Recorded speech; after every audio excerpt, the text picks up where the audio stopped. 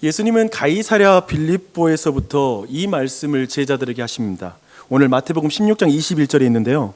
내가 예루살렘에 올라가 장로들과 대제사장들과 서기관들에게 많은 고난을 받고 죽임을 당하고 제3일에 살아나야 할 것이라. 그런데요, 20장 17절로 21절 한번 보십시오. 예수님은 동일한 말씀을 제자들에게 세 번째로 하십니다. 이렇게 마태복음은 십자가에 오르기 위해 예루살렘으로 올라가시는 예수님을 이렇게 조금씩 보여주고 있습니다. 점증적이죠.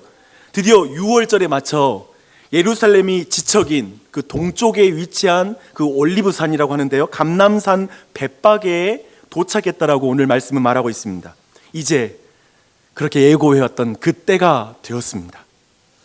오늘 우리는 마태복음의 순서를 따라서 예수님께서 예루살렘에서 입성하시는 장면과 그리고 그곳에 가서 첫 번째로 성전에 들어가셔서 어떤 사역을 하셨는지를 살핌으로 하나님의 은혜를 나누겠습니다. 큰 은혜가 우리 모두에게 넘치길 바랍니다. 아멘. 예수님은 벳바게에서 두 제자에게 맞은편 마을로 가서 메인 나귀와 나귀 새끼를 풀어 가져오라라고 이렇게 명령하십니다. 당연히 두 제자만이 아니라 지금 이 말씀을 들었을 때 우리 모두에게도 나귀 새끼를 설명도 없이 풀어오면 우선 주인에게 큰 저항을 받을 것 같고, 또한 도둑으로 오해받기 쉽겠다라는 그런 생각이 우리 안에 듭니다. 왠지 예수님이 말씀대로 하다가 제자들이 당할 수 있는 어떤 어려움을 전혀 개의치 않고 배려하지 않으시고 그저 명령하시는 것처럼 느껴집니다. 우리는 이것을 전문 용어로 까라면 까라는 그런 명령이라고 이렇게 이해할 수 있을 것입니다. 하지만 예수님은 바로 그들에게 이렇게 말씀하십니다. 만일 누가 무슨 말을 하거든 주가 쓰시겠다 하라. 그리하면 즉시 보내리라. 이 말씀은 예수님이 이제 제자들이 이 명령에 따라 가면 당할 일을 이미 알고 있다라는 말씀입니다. 그리고 어떻게 했는지는 모르지만 나귀와 나귀 새끼의 주인이 이미 그가 뭔가를 알고 있고 내가 주인이 쓰겠다고 하면 바로 반응할 것이다 라고 이렇게 말하고 있습니다. 여기에서 우리는 예수 그리스도께서 어떤 분이신지를 우리는 분명히 알 수 있습니다. 예수님은 이룰 수 없는 명령을 내리시고 네가 어떻게 해서든지 그걸 이뤄내 라고 이렇게 말씀하시는 분이 아니라 이미 예수님께서는 모든 것을 아시고 미리 준비하시고 그 말을 먼저 이루시는 분이라는 걸 우리에게 말씀하고 있습니다. 그러니 너희는 순종하기만 하면 돼 라고 이렇게 말씀하시는 것이죠. 우리는 하나님의 말씀 앞에 설 때 때론 너무나 지키기 버거운 말씀을 들을 때가 있어요. 그럴 때가 되면 때로는 정말 하나님은 우리의 현실을 모르고 지금 21세기를 살아가는 우리를 전혀 모르고 이런 명령을 내리는 거야 라고 가혹한 말씀으로 느낄 때가 있습니다. 그러나 기억하십시오. 우리 주님은 그런 분이 아니십니다. 성령을 보내주시고 예수 그리스도 안에서 우리를 그 말씀 가운데 이루어갈 수 있도록 모든 걸 공급하시는 분이신 줄 믿습니다. 이미 그 말씀을 예비하셨고 그 일을 이루시고 성취하시는 분이신 줄 믿습니다. 아멘 하면 참 좋을 것 같습니다. 그런데요, 마태복음은 이 일이 오래전 한 선지자의 예언과 관련된 일이라고 좀 더 깊이 있게 우리를 이끌고 들어가고 있습니다. 그 선지자는 스가랴 선지자입니다. 스가랴는 바벨론에서 귀환한 포로들이 무너진 성전을 다시 건축할 때 학계 선지자와 함께 활동했던 그런 선지자입니다. 그때를 넓게 우리가 잡으면요, BC 520년에서 470년, 한 50년에 가까운 그 기간에 주어진 말씀이다라고 우리는 이해할 수 있습니다. 당시 상황을 보면요, 무너진 성전 터를 닦고 나자 과거의 솔로몬 성전의 그 화려함과 그 어떤 큰 규모를 기억하던 노인들이 그 터를 보고 울음을 터뜨린 그런 장면이 나옵니다. 너무 작고 초라해 보였기 때문에 그런 것이죠. 그렇게 너무 초라하고 작은 성전도 사실 그 유대 백성들은 재건을 하지 못하고 중단하는 일이 벌어져요. 그런 상황에서 하나님이 스가랴를 통해서 말씀을 주시는 거예요. 그 말씀이 이런 거였어요. 이제 그 초라해 보이는 성전에 내가 임하겠다라고 말씀하십니다. 하나님은 이 세상에 사람들이 만든 규모라는 원리가 아니라 그분이 임하는 곳이 가장 큰 장소가 되니까요. 그분이 임하겠다고 약속하시죠. 그리고 두 가지를 회복하시겠다라고 말씀하십니다. 그 뭐냐면 더럽혀진 제사장직을 회복하겠다라는 것이고요. 두 번째는 이스라엘의 왕직을 회복하여서 저 큰 산조차도 평지가 되게 하는 그 권능과 능력으로 온 세상을 통치하겠다라고 이렇게 말씀을 하십니다. 그런데요, 여기서 주목할 것이 있어요. 이때 여호와의 종 순이라는 인물이 출현해서 성전을 건축하고 이 두 가지 직분, 제사장 직분과 왕의 직분을 통합할 것이라는 이런 약속을 합니다. 그 내용이 스가랴 6장 12절로 13절에 그렇게 우리 안에 말씀하고 있습니다. 우리 설교 노트를 보시고요, 6장 12절 13절 말씀 다 함께 읽겠습니다. 말하여 이르기를 만군의 여호와께서 이같이 말씀하시되 보라, 싹이라 이름하는 사람이 자기 곳에서 돌아다나서 여호와의 전을 건축하리라. 그가 여호와의 전을 건축하고 영광도 얻고 그 자리에 앉아서 다스릴 것이요, 또 제사장이 자기 자리에 있으리니 그 둘 사이에 평화의 의논이 있으리라 하셨다. 그쵸? 도대체 이 연한 싹과 같은 모양을 하였으나, 즉 보기에는 매우 미약해 보이고 어떤 실력이 없어 보이는, 강하지 않게 보이잖아요. 싹은 되게 이렇게 따으면 금방 떨어져 버릴 것 같은 약한 것이죠. 그런 싹과 같은 모양을 하였으나 이 제사장직과 왕직을 통합하는 이 강력한 인물은 누구일까요? 그리고 제사장직과 왕직을 통합하여서 하나님과 사람 사이, 그리고 사람과 사람 사이에 참된 평화를 가져올 사람은 누구일까요? 오늘 본문에는 평화의 의논이라고 말하고 있죠. 그 샬롬을 가져올 사람은 누구일까요? 구체적으로 그는 어떻게 그 평화를 가져오게 될까요? 그것을 스가랴 9장 9절과 10절에서 또 구체적으로 우리에게 이렇게 말씀하고 있습니다. 오늘 이 본문은 오늘 우리가 본 본문과 직접적으로 인용 본문입니다. 시온에 따라 크게 기뻐할지어다. 예루살렘에 따라 즐거이 부를지어다. 보라, 내 왕이 내게 임하시나니 그는 공의로우시며 구원을 베푸시며 겸손하여 나귀를 타시나니 나귀의 작은 것 곧 나귀 새끼니라. 내가 에브라임의 병거와 예루살렘의 말을 끊겠고 전쟁하는 활도 끊으리니 그가 이방 사람에게 화평을 전할 것이요, 그의 통치는 바다에서 바다까지 이르고 유브라데 강에서 땅끝까지 이르리라. 보십시오. 겸손하여 나귀를 타시는 왕이, 즉 되게 그 나귀는 되게 미약해 보이고 보기에는 어떤 힘도 없을 것 같은 그 나귀를 탄 존재가 말을 끊고 전쟁하는 활도 끊어버림으로 모든 사람에게 샬롬을 가져올 것이라고 이렇게 말씀하고 있습니다. 지금 마태복음은 예수님이 제자들에게 나귀와 나귀 새끼를 끌어오게 하심이 바로 이 스가랴 말씀이 성취된 것이다 라고 이렇게 말하고 있는 것입니다. 참으로 연한 싹과 같은 모양으로 하셔서 제사장직과 왕직을 통합하는 강력한 인물은 예수 그리스도이십니다. 참으로 하나님은 일찍부터 이 일을 계획하시고 스가랴를 통해서 말씀하시고 이걸 예비하시고 그리고 그것을 직접 성취하시는 하나님이라고 오늘 말씀에서 구체적으로 우리에게 말씀하고 있습니다. 할렐루야, 아멘. 그런데 우리 여기에서 우리는 잠깐 멈출 필요가 있어요. 저도 좀 목소리 좀 톤 다운을 할 필요가 있어요. 나귀 새끼를 타신 예수님에 대해서 우리가 좀 더 묵상할 필요가 있습니다. 스가랴서는 나귀를 타신 왕이 온 세상에 샬롬, 곧 평화를 가져올 것이라고 이렇게 말씀하고 있습니다. 스가랴를 통해서 예고하신 이 땅에 평화를 가져올 그분께서는 이 세상의 가치와 방법을 완전히 뒤집는 방법으로 그 평화를 가져오세요. 그 표현이 나귀 새끼를 타신에 모두 포함되어 있습니다.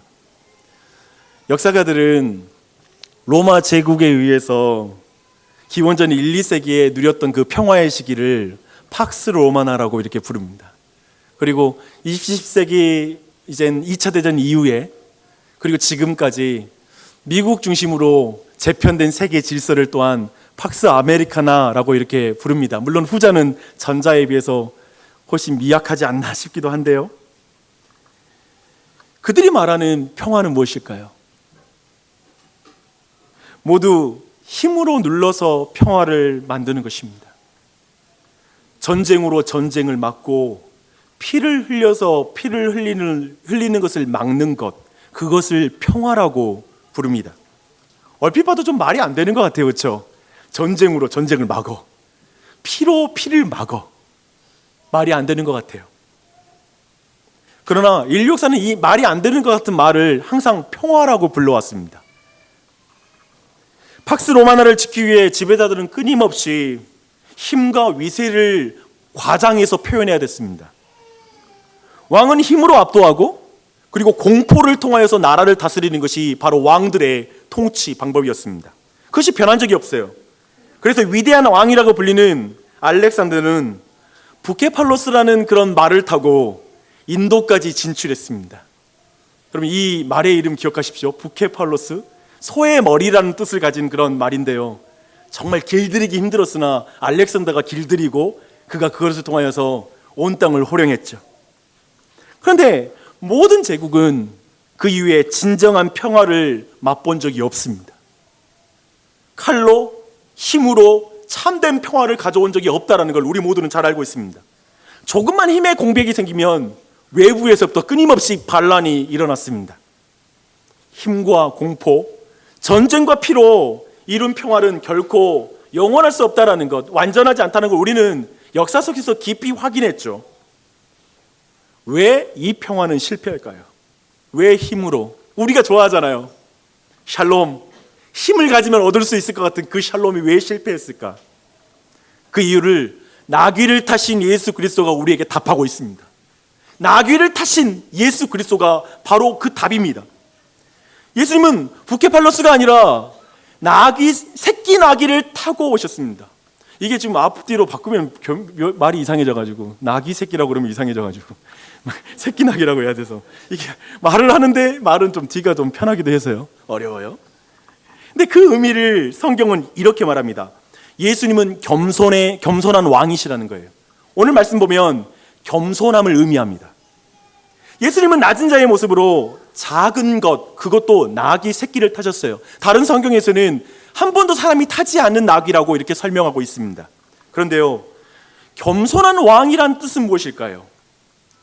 겸손한 왕, 오늘 말씀 보면 그 뒤에 또한 설명하고 있어요. 이 나귀는 멍에를 매는 짐승이라고 이렇게 표현하고 있습니다.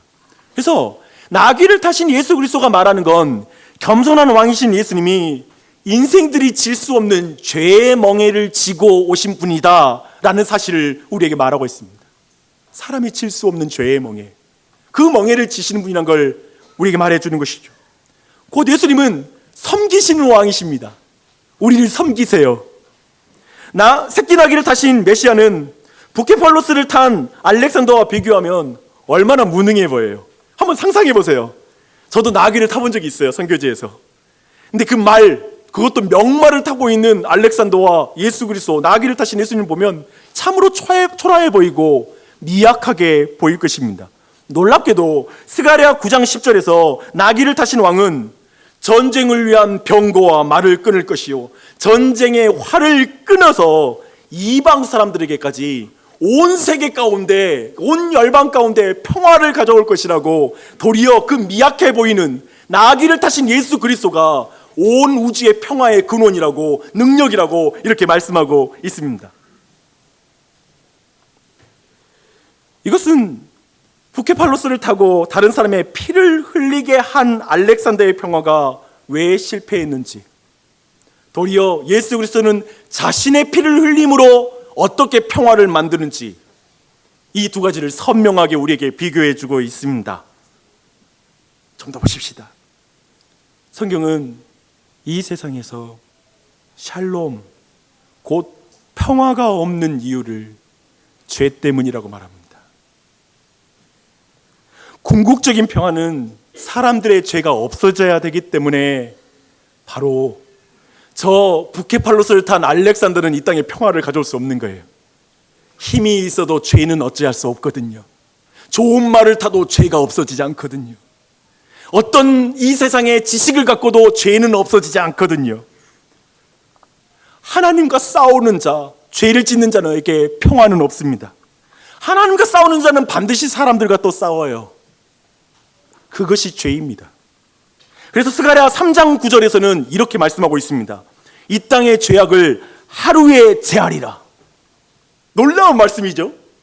지금 이 땅의 죄악을 하루에 제하는 이 일을 열한 순과 같은 한 사람이 와서 그가 제사장직과 왕직을 가지고 오실 텐데, 그가 겸손한 왕으로 나귀 새끼를 타고 오셔서 바로 그 한순간에 하루의 죄를 제하시는 사역을 할 것이고, 그 예수 그리스도를 믿음으로 말미암아 우리 가운데 진정한 화평과 평화, 샬롬을 너희가 경험할 것이다 라고 이렇게 말씀하고 있는 것입니다. 아멘. 겸손하사 죄인의 죄와 죽음의 명예를 메시사 십자가에 달려 죽으신 예수 그리스도, 대제사장이신 예수님을 찬양합니다. 그 예수님을 믿고 그의 보혈로 영혼이 청결하게 된 자, 정결하게 된 그에게 참된 평화가 깃듭니다.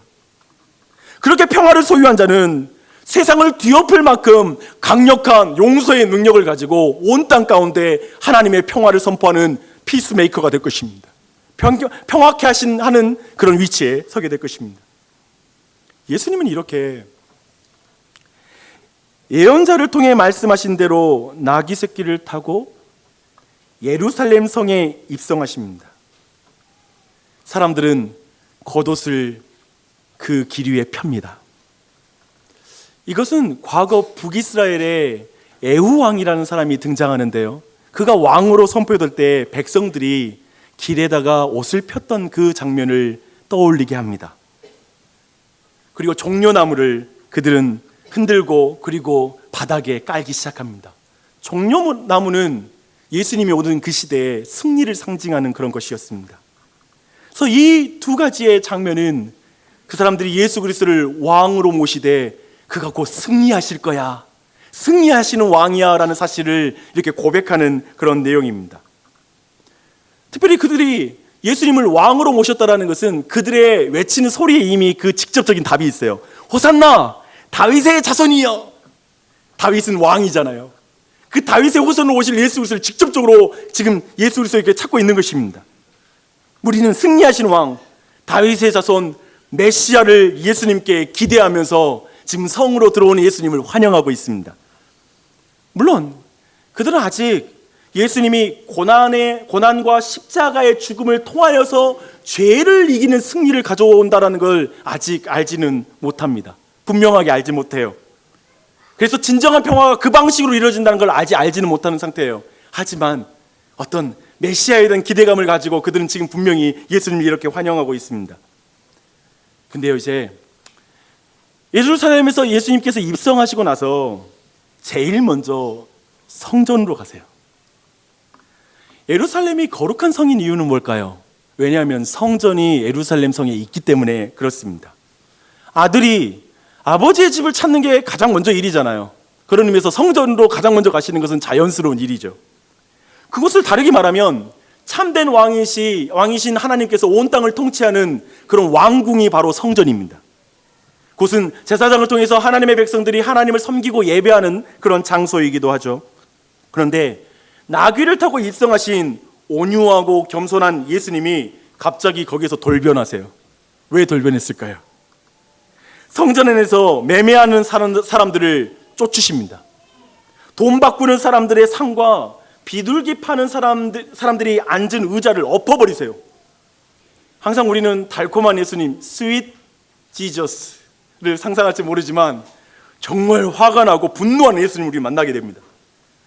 예수님은 그 이유를 이렇게 말씀하십니다. 하나님의 아버지의 집은 기도하는 집이라는 거예요. 사람들이 근데 강도의 소굴로 그 장소를 바꿔버렸다는 것입니다. 성전의 본래의 뜻과 그 목적에서 벗어나 심각하게 훼손되고 변질된 것에 대해서 지금 예수님은 화를 내십니다. 어떻게 하나님의 이 거룩한 성전이 이렇게 변질되었을까요? 저는 여러분과 함께 이 변질된 성전을 좀 더 그 과정을 살펴보는 것은 오늘날 예배의 타락과 교회의 타락을 우리가 이해하는 데 굉장한 도움이 됩니다. 한번 보십시오. 원래 성전에서 멀리 떨어진 사람들의 사정을 위해 돈을 가지고 와서 필요한 것을 예루살렘에서 구입하는 것이 율법에 허락되어 있습니다. 그게 신명기 14장에 나와 있어요. 예수님 당시에는 생각해 보세요. 과거 페르시아 때에 이미 이민족 가운데 흩어져 버린 유대인들이 있고요. 로마 가운데 흩어져 버린 그 디아스포라 유대인들이 예루살렘까지 와가지고 예배를 드려야 되는 거예요.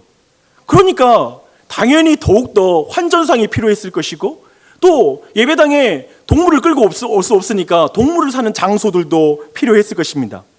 그러다 보니까 결국 취지에서 벗어나 돈 버는 일과 곧 이익을 추구하는 일이 선을 넘어서 타락하는 일이 벌어지게 됩니다. 재물과 환전상이 성전 안까지 들어오는 거예요. 한번 생각해 보세요. 생각해보면 성전 밖에다가 환전상과 그리고 재물이 있으면 되잖아요. 근데 그게 성전 안까지 들어오는 문제는 이건 지금 지나치게 들어오는 것이죠. 자연의 제사장들과 결탁해서 돈을 주고받는 일들까지 이 당시에 벌어졌습니다. 처음에는 예배자가 더 잘 예배하도록 돕는 일로 시작했는데 결국은 그것이 이윤을 추구하는 것으로 이어졌어요. 분명 그들이 내건 명분은 예배자의 사정을 우리가 좀 살펴줘야 됩니다. 그들이 예배자의 사정을 잘 살펴줘서 하나님을 더욱 잘 예배할 수 있도록 우리는 성전 안에서 환전을 하고 있는 것이고, 그리고 물건을 파는 것입니다 라고 이렇게 명목상 내걸었겠죠. 그러나 그것은 편의주의가 되었고 사업이 되었습니다. 결국 여기까지 이어지죠. 주 안에 사랑하는 여러분, 이 말씀에서 예배의 타락과 교회의 타락을 주목하십시오. 사람의 사정을 고려하는 게 얼마나 중요합니까? 그렇지 않아요? 요즘 예배 캠페인을 하고 있는데요, 예배 시간 지키는 것을 말하고 있습니다. 생각해보면 교우들은 일주일에 얼마나 많은 일과로 수고하고 있습니까? 정신없이 일하다가 밤에 집에 돌아와 아이들 얼굴 제대로 보지 못하고 잠드는 사람도 숱할 것이고, 그렇게 잠들고 일어나 또 회사 나갔다가 그렇게 살다 보면 주일이면 10분이라도 더 자고 싶은 마음이 사람의 마음일 거예요. 그런 사정 우리가 알죠. 교회 학교 봉사자들 같은 경우는 9시에 나와서 예배 드리잖아요. 그러니까 얼마나 일찍 서둘러야 되겠어요. 그렇게 힘겹게 서둘러서 예배당에 겨우 좀 늦게 도착한 거예요. 근데 갑자기 앞에서 박용주 목사가 예배 시간에 늦지 마십시오라고 말하는 거예요. 근데 그런 말 들으면 속상할 때가 있어요. 왜 속상하냐면 그 말이 자신들의 사정을 돌보지 않는 사랑 없는 말 같아서, 얼마나 피곤한지 모르는 그런, 진짜 이 현실에서 지금 직장인들이 얼마나 탈진되고 있는지를 모르는 말 같아서 서운한 거예요. 사랑 없는 말 같아서. 또한 주일을 자신의 유익으로 사용하지 말고 다른 사람의 유익을 위해서 사용해라는 말도 누군가에게는 좀 상처 있는 말로 들릴 것입니다. 일주일 내내 낮에는 회사를 위해서 모든 시간 쓰고, 집에 돌아오면 제대로 쉴 수 있는 게 아니라 또 가족을 위해, 자녀를 위해서 시간 다 써야 되고, 그리고 주일에는 또 교회를 위해서 시간을 쓰라고 하네? 그러면 나를 위한 시간은 언제 씁니까? 속상한 거예요. 그런 사정들이 우리 다 있는 거예요. 그런데요, 근데 또 제가 또 이렇게 캠페인을 하면서 이걸 말한다고 해서 또 지각하지 않거나 타인을 위해서 또 사라지는 것도 잘 아니에요. 사람이라는 게 또 책망해서 바꿔지는 것도 아니고요. 이런 말을 들어서도 자기의 습관이 바꿔지는 게 쉽지 않은 것 같아요. 그래서 현대인들은 아침부터 저녁까지 평안한 시간에 내가 예배 드릴 수 있는 그런 예배의 시간이 많은 1부, 2부, 3부, 4부, 5부 이렇게 예배 시간이 많이 있는 교회를 많이 찾는 것 같기도 합니다. 더하여 오늘날에는 부담을 주지 않는 교회가 인기인 것 같아요. 그래서 교회들도 성장하려면 이것에 발맞춰 율법적이지 않게 봉사를 하지 않는 구조의 교회로 많은 사람들을 이렇게 끌 수 있다라는 말이 목회자 사이에서 또한 떠도는 말입니다. 사정을 봐주는 것과 편의주의를 어떻게 구분할 수 있을까요? 제가 생각할 때 이 사정을 봐주는 것과 편의주의는 누가 어떻게 평가할 수는 없는 것 같다는 생각이 들었습니다. 하지만 우리 각자가 자신의 신앙 양심으로 스스로를 돌아봐야 된다고 생각합니다. 나는 그냥 편의주의 예배 가운데 내 모든 예배의 시간, 방법, 그리고 모든 것들을 내가 조정하고 있지는 않은가? 내가 기독교 신앙을 편의주의로 믿고 있는가? 아니면 정말 하나님이 나를 이렇게 이해하실 거야, 나의 사정을 알아주신 주님 앞에 그걸 이해하며 신앙생활 하는 것일까요? 사랑하는 여러분, 자신의 예배를 돌아보십시오. 여러분의 주일의 삶을 한번 돌아보십시오. 주님이 여러분의 사정 다 아세요. 아까 신명기 14장에서 그 사정을 알아보고 약속을 주잖아요. 얼마나 놀라우세요. 그러나 예수님은, 하나님은 주일을 거룩하게 지키라, 주님의 날을 거룩히 지키라고 또한 명령하고 있습니다. 혹시 편의주의에 물든 예배와 주일이 되었다면 그 모든 걸 회복하는 은혜가 우리 모두에게 넘치기를 바랍니다. 아멘.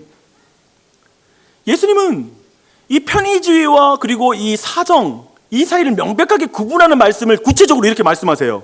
내 집은 기도하는 집이라. 이건 굉장히 중요한 표현입니다. 성전은 하나님의 집이라고 말하고 있어요. 그리고 그것을 할 일은 하나님께 은혜를 간구하는 게 바로 거기서 할 일이라고 말해요. 여러분이 지금 여러분의 예배와 여러분의 주의를 점검하는 방법이 이거예요. 교회가 하나님의 집이라고 믿고 나오는가, 아니면 거기에서 나는 기도하고 있는가를 한번 돌아보십시오. 여러분을 점검하는 데 도움이 될 것입니다. 이 말씀 앞에 서면 유대인들의 편의주의가 명백하게 드러납니다. 그들은 하나님의 집을 자신의 집이라고 생각하는 거예요. 그들은 집주인이신 하나님이 하라는 일은 안 하고 자신이 집주인이니까 거기서 자기 마음대로 하는 거예요. 이게 분별의 기준이에요. 우리 중 누구도 다른 사람의 집에 초대되었을 때 마음대로 가구 옮기는 사람 없을 거예요. 그렇죠? 그리고 허락받지 않고 무조건 문 벌컥벌컥 열고 들어가서 잠자는 사람 우리 중에 아무도 없을 거예요. 물론 친밀한 친구는 또 다른 문제이겠지만 말입니다. 그런데 교회당에 와서는 우리는 그렇게 할 수 있어요. 하나님의 집, 하나님의 예배잖아요. 이 시간 하나님의 예배는 하나님이 우리 예배의 대상이잖아요. 그리고 하나님이 우리 예배의 중심이잖아요. 근데 하나님을 만나지 않고 갈 수 있어요. 하나님을 만나는 게 주 목적이 아닐 수 있어요. 하나님의 예배라는 걸 놓치는 것이죠. 하나님을 우리가 만나야 된다면 우리 안에 죄가 보일 거예요. 우리 안에 부족함이 보이면 하나님께 은혜를 간구하게 돼요. 하나님을 만나게 해주세요. 그게 기도예요. 근본적으로 교회는 그런 곳이에요. 하나님을 만나야 되는데 하나님을 만날 수 없는 내 죄 때문에 하나님께 기도하는 곳, 그게 바로 예배당이고 교회입니다. 사랑하는 여러분, 오늘 말씀은 예배당에 와서는 예배의 대상이신 하나님을 만나라고 우리를 초대하고 있습니다. 거룩하신 하나님을 만나는 자는 반드시 자신의 죄를 깨닫게 될 것이고 하나님의 은혜를 간구하게 될 것이라고 말씀하고 있습니다. 이렇게 교회가, 그리고 예배가 기능을 회복할 때 그 교회는 만민의 기도하는 집이 되는 거예요. 만민의 기도하는 집. 이것을 이사야서 56장 6절로 7절에서 이렇게 말하고 있어요. 나의 언약을 굳게 지키면 이방인마다 내가 그를 나의 성산으로 인도하여 기도하는 내 집에서 그들을 기쁘게 할 것이며 그들의 번제와 희생은 나의 단에서 기꺼이 받게 되리니 이는 내 집은 만민의 기도하는 집이라 일컬음이 될 것임이라. 이사야서는 장차 메시아를 보내어 이스라엘을 구원할 때 기도의 축복이 이스라엘만이 아니라 모든 열방까지 미칠 것이라고 말하고 있습니다. 예배당에 와서 예배의 주인이신 하나님을 만날 때 그 하나님 앞에서 자신이 죄인인 걸 깨닫고 하나님께 은혜를 구하는 그 예배당에 그 기도가 드려질 때 그들만 복을 받는 것이 아니라 그들의 복이 온 열방까지 흩어질 것이다. 그러므로 아브라함에게 약속하셨던 내 민족을 통하여, 내 씨를 통하여 모든 민족이 복을 받게 될 것이다. 그리고 그 성전의 주 목적은 바로 그들만 복받는 게 아니라 예배자만이 복받는 것이 아니라 온 열방에 있는 이방인들에게까지 복이 미칠 것이다. 이 약속이 성전의 궁극적인 목적이요 성취인 것입니다. 이걸 말씀하고 있는 것이죠. 할렐루야. 이때 마침 맹인과 전원자들이 성전에서 예수님께 나와요. 즉 참된 성신이신 예수님께 은혜를 간구하는 거예요. 방금 전에, 근데 예수님은 그들을 고쳐주시죠. 방금 전에 저 앞을 보는 자들, 인간의 눈에 볼 땐 두 눈이 멀쩡하게 시력이 있는 자들은 성전에서 하나님을 보지 못하고 돈에 눈이 멀어 있어요. 그런데 맹인은 성전의 실체이신 예수님을 보고 그분께 나아와요. 저 뛰고 달릴 수 있는 자들은 안진뱅이처럼 의자에 탈썩 앉아 있어요. 재미있는 묘사이죠. 왜냐하면 돈 환전하느라고. 돈에 환장한 것이죠. 저 똑바로 걸을 수 없는 자들은 성전의 주인이신 예수님께 나아가지 못해요. 또 똑바로 걸을 수 없는 자들은 도리어 성전의 주인이신 예수님께 나아가는 거예요. 저 멀쩡하다고 말하는 좋은 옷을 입은 자들은 성전에서 하나님께 기도하지 않아요. 하지만 저 저주받은 자라고 일컬어지는 안진뱅이와 저 장애인들은 도리어 예수님을 만나요. 지금 이 안에 뒤집어진 반응이 나오는 거예요. 마지막에 완전히 뒤집어졌어요. 예수님은 그들을 고쳐주십니다. 그러자 그 옆에 있던 어린아이들이 외쳤을 것입니다. 호산나 다윗의 자손이여, 호산나 다윗의 자손이여. 참으로 무너진 성전을 다시 세우는 분으로 예수님을 찬송하는 것입니다. 우리는 예수님께서 더럽혀진 제사장직을 새롭게 하고 다윗의 후손 곧 왕으로 오셔서 이 땅을 통치하시는 왕, 그리고 모든 병든 자들에게 샬롬을 가져오시는 왕, 그리고 모든 회복을 가져오시는 왕으로 그들은 고백하는 것이죠. 근데 예수님 앞에 그 아이들을 고발하는 못난 어른들이 그 아래 또 나와요. 뒤집어지는 것이죠. 업사이드 다운이 일어나는 것이죠. 악한 어른들, 대제사장과 서기관들이 그 안에 또 있습니다. 그들에게 예수님이 이렇게 말씀하십니다. 그렇다, 어린 아기와 젖먹이들의 입에서 나오는 찬미를 온전하게 하셨다. 그 말씀이 지금 이루어졌다 라고 말씀하십니다. 이렇게 오늘 본문의 대략을 살펴보았습니다. 아마도 이 시간 대부분은 예수님의 입성과 성전 정화 사건이 좀 끊어지게 느껴질 것입니다. 지금 머릿속이 좀 복잡하실 거예요. 너무 묵상할 것이 많은 내용들을 그냥 지나친 것 같은 기분 가운데 지금 뭔가 정리가 안 되겠죠. 그래서 듣기는 많이 들었는데 논리적으로 전체 내용이 연결이 되지 않으신 분들 계실 것입니다. 구슬 서말도 꿰어야 보배라고, 이제 한번 그것을 한번 꿰어 보십시다. 그리고 이 보배를 우리의 목에 거십시다. 그런 은혜가 있길 바랍니다. 스가랴서 말씀처럼 연한 순으로 오신 예수님은 제사장과 왕으로서 나귀 새끼를 타고 예루살렘에 입성하십니다. 그 나귀를 타신 예수님은 겸손하심이죠. 그리고 왜 예수님이 그렇게 겸손해져야 될까요? 우리의 멍에를 매기 위해 겸손해지시는 것입니다. 빌립보서 2장 8절은 예수님의 낮아지심의 목적을 이렇게 말하고 있습니다. 사람의 모양으로 나타나사 자기를 낮추시고 죽기까지 복종하셨으니 곧 십자가에 죽으심이라. 성육신과 십자가는 그분의 낮아지심이요, 그 낮아지심의 목적은 곧 죄의 멍에를 매기 위함이다 라고 말씀하십니다. 우리의 죄의 멍에를 대신 매신 대제장이신 예수님은 단번의 제사로 우리의 죄를 도말하신 줄 믿습니다. 멸하신 줄 믿습니다. 그래서 우리에게 참된 평화를 선물해 주십니다. 샬롬을 선물해 주십니다. 군마인 알렉산더의 부케팔로스가 아니라 이름 없는 나귀를 타신 예수 그리스도께서 참된 평화를 우리에게 주시는 것입니다. 그런 예수님이 제일 먼저 성전에 들어가셔서 사고 파는 자들, 성전을 이용하여 속된 이익을 추구하는 자들을 내어 쫓으십니다. 얼핏 보면 온유하고 겸손하신 예수님께서 이런 모습을 보이는 건 전혀 다른 모습처럼 보일 것입니다. 두 사건이 끊어진 것처럼 보일 거예요. 그러나 성전을 정결케 하신 일은 예수님이 십자가에 달린 목적입니다. 그렇게 연결이 되는 거예요. 예수님이 나귀를 타고 오신 이유는 성전을 정결케 하기 위함이에요. 그 당시뿐만 아니라 지금은 우리의 마음의 성전, 우리 육체의 성전을 정결케 하기 위해 예수님께서 그 나귀를 타고 오신 것입니다.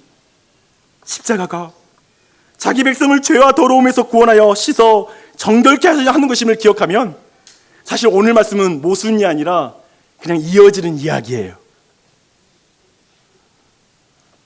모든 사람은 샬롬을 원합니다. 그리스도인도 비그리스도인도 모두 샬롬을 원해요. 평화라고 말할 수 있고 행복이라고 말할 수 있을 것입니다. 안정이라고 말할 수 있을 것입니다. 사람들은 부케팔로스를 타면 평화가 올 것이라고 믿는 것 같습니다. 오늘날 식으로 말하면 부가티를 타면 뭐 이렇게 말해야 될까요?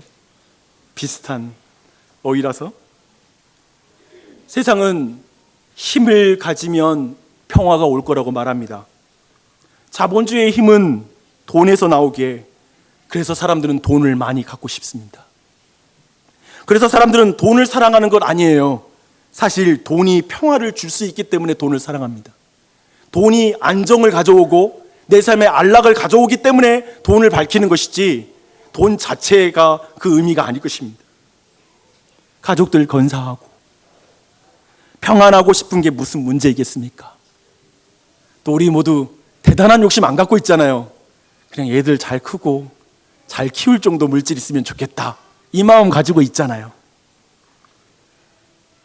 그러나 오늘 말씀은 다만 그 행복과 평안을 줄 수 있는 것에 그것을 기대하고 있다는 걸 우리에게 지적하고 있습니다. 그런 생각이 들었습니다. 세상은 전쟁과 힘, 돈과 명예로 행복할 수 없고 평안할 수 없다는 걸 역사가 증명하는데, 근데 세상은 그걸 포기하지 못하더라고요. 예를 들면 우리 모두 돈이 다는 아니야란 말 다 하죠. 근데 그것이 포기가 되지 않습니다, 사실. 그렇지 않아요? 그게 포기가 되지는 않아요. 왜 그럴까요? 제가 보니 다른 방법이 없어서 그렇습니다. 그럼 뭘로 행복할까? 다른 방법이 안 보이거든요. 그래서 그걸 실패할 걸 알면서도 계속 추구하게 돼 있습니다. 이게 다가 아닌데 거기 중독되게 돼 있어요. 이상해요. 지금 불안과 염려, 공허함, 의미 없음으로 고통스러운 사람들이 있습니까?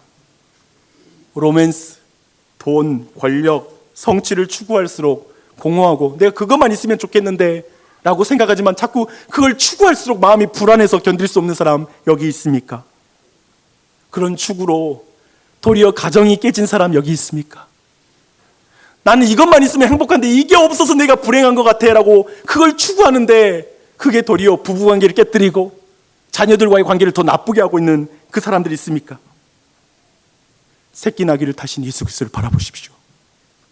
사람은 하나님처럼 높아져야 행복할 수 있는 게 아니라 높아지신 예수님께서 낮아지시사 내게 오셨구나, 세상의 만물의 창조주가 그 나귀를 타고 오셔서 겸손하게 나를 위해서 십자가에 달려 죽었구나, 너무 큰 사랑이다, 그 사랑이 너무 좋구나, 내가 그 사랑 받은 사람이구나라고 느낄 때 행복할 수 있는 거예요.